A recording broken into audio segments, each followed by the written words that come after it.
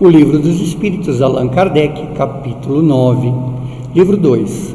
Intervenção dos espíritos no mundo corpóreo. Ação dos espíritos sobre os fenômenos da natureza. Pergunta 536. Os grandes fenômenos da natureza, aqueles que se consideram como uma perturbação dos elementos, são ocasionados por causas fortuitas, né?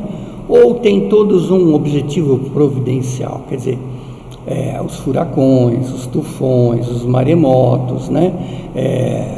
Diversos outros efeitos naturais, o que ocorre na natureza, né? Eles que afrontam toda a natureza. Esses elementos, eles são por um acaso ou ele tem algum objetivo na providência divina, né? A resposta é: tudo tem razão de ser e nada acontece sem a permissão de Deus. Então, nada é por acaso, não é à toa que acontecem esses fenômenos, tem um efeito, né, sobre a natureza, obviamente, e muitas vezes, né, não percebemos e nem sabemos qual a providência divina, né, tem como finalidade. Pergunta 536A. Esses fenômenos têm sempre por alvo a vida humana? Quer dizer, todos esses acontecimentos têm como objetivo a vida humana lá? Às vezes eles têm uma razão de ser diretamente com o ser humano, relacionada a isto, não? Mas em muitas ocasiões não tem outro objetivo. Que o relacionamento do equilíbrio e a harmonia das forças da natureza. Quer dizer, por si só, não tem às vezes diretamente o porquê de atingir o homem, né? É só um equilíbrio da própria natureza. Pergunta 536B. Concebemos perfeitamente que a vontade de Deus seja a causa primária nisso, como em todas as coisas. Mas como sabemos que os espíritos agem sobre a matéria e que são os agentes da vontade de Deus? Perguntamos se alguns dentre eles não exerceriam, né, uma influência sobre os elementos para agitá-los, acalmá-los ou dirigi-los. Quer dizer, será que em algum momento não poderiam os espíritos acalmar, agitar, ou influenciar, né, os elementos da natureza? Mas é evidente, a resposta é verdadeira, então, né? Isso não poderia ser de outro modo. Deus não se entrega a uma ação direta sobre a natureza, ou seja, Deus efetivamente não vai atuar sobre a natureza, né? Mas tem os seus agentes devotados e todos os graus da escala dos mundos. Então, em todos os graus, em todos os mundos, em todo o universo, Deus tem os seus agentes intercessores, obviamente, que são diretos, ligados a Deus e que recebem suas ordens e as cumprem, né? Pergunta 537.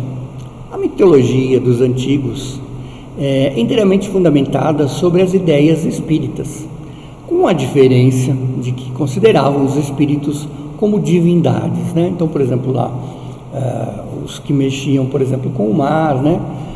Poseidon, então, diretamente seria um protetor do mar, um deus protetor. Ora, eles nos representam, esses deuses ou esses espíritos, com atribuições especiais. Assim, uns se encarregavam dos ventos, outros dos raios, outros de presidir a vegetação e tantas outras coisas. Tal crença é destituída de fundamento, quer dizer, não tem fundamento nenhum, então, tão pouco destituída de fundamento, que está ainda bem aquém da verdade. Então, são espíritos superiores que seguem as ordens do Deus diretamente, né, do nosso Deus, que executam em todo, como vimos no outro slide, em todo o planeta, em todos os mundos, em todo o universo. Pergunta 537A. Pela mesma razão, poderia haver espíritos habitando o interior da Terra e presidindo os fenômenos geológicos. Então, por exemplo, um vulcão. Existem espíritos que vivem debaixo da Terra e que atuam sobre esses fenômenos. A resposta é: esses espíritos não habitam precisamente a Terra, mas presidem e dirigem os fenômenos. É um pouco diferente, né? Segundo as suas atribuições. Um dia terão as explicações ou a explicação de todos esses fenômenos e os compreenderão melhor. Pergunta 538. Os espíritos que presidem os fenômenos da natureza formam uma categoria específica no mundo espírita? São seres à parte ou espíritos que foram encarnados como nós, né? São espíritos que estavam encarnados e desencarnaram e agora cuidam, por exemplo, da terra, cuidam do ar, cuidam do fogo, cuidam da água, que foram ou que ainda serão. Então, em várias categorias de espíritos, para compreendermos a questão, né? Que foram encarnados, cuidam de determinadas áreas e que ainda serão encarnados na terra, que cuidarão, né, também, e talvez lá na frente cuidarão de outras partes. Pergunta 538A. Esses espíritos pertencem às ordens superiores ou inferiores da hierarquia espírita?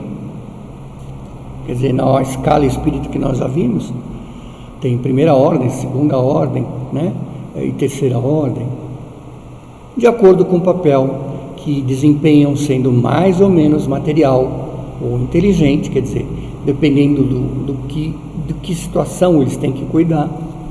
Mais inteligente, menos inteligente, mais material, menos material. Uns comandam, outros executam. Então, quer dizer, estão em várias ordens, né? O que executam as coisas materiais são sempre de uma ordem inferior, não só entre os espíritos, como também entre os homens. Então, a execução em si é de ordem inferior. Pergunta 539. Na produção de certos fenômenos, como das tempestades, por exemplo, é um só espírito que age ou se reúnem em massa, ou seja, vários espíritos se reúnem para que aquela tempestade ocorra? A resposta é: em massas inumeráveis. Então, quer dizer, muitos e muitos espíritos. Pergunta 540. Os espíritos que exercem a ação sobre os fenômenos da natureza agem com conhecimento de causa e em virtude do seu livre-arbítrio ou por um impulso instintivo e irrefletido, né? Uns sim, outros não. Faça uma comparação. Suponha essas quantidades incalculáveis de animais que pouco a pouco fazem surgir do mar as ilhas e os arquipélagos. Não haveria ali um objetivo providencial? Essa transformação de superfície do globo não seria necessário para a harmonia geral? No entanto, são apenas animais do último grau que realizam essas coisas para prover as suas necessidades e sem perceberem que são instrumentos de Deus para a realização daquela situação e para a harmonia do planeta.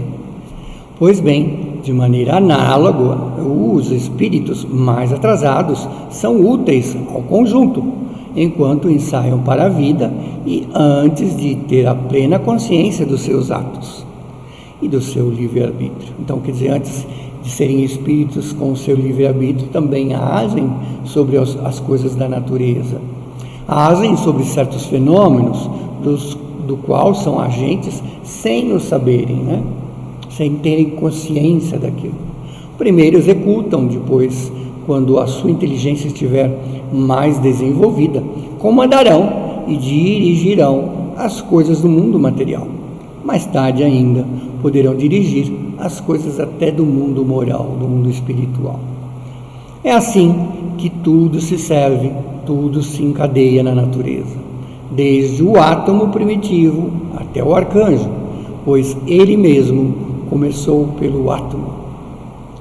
Admirável lei da harmonia que que os seus espíritos limitados não podem ainda abranger o conjunto. Então, a ideia geral ainda não conseguimos entender e perceber, né? Se temos esse começo lá como átomo, lá no seu contínuo andamento como arcanjo, né? Em todas as fileiras das evoluções, como tão grande e infinito, bondoso Deus, para essas coisas ocorrerem com a gente, né? E não tomamos noção, nem entendemos ainda tudo isso. Com isso, nós terminamos essa parte do capítulo Ação dos Espíritos sobre os fenômenos da natureza.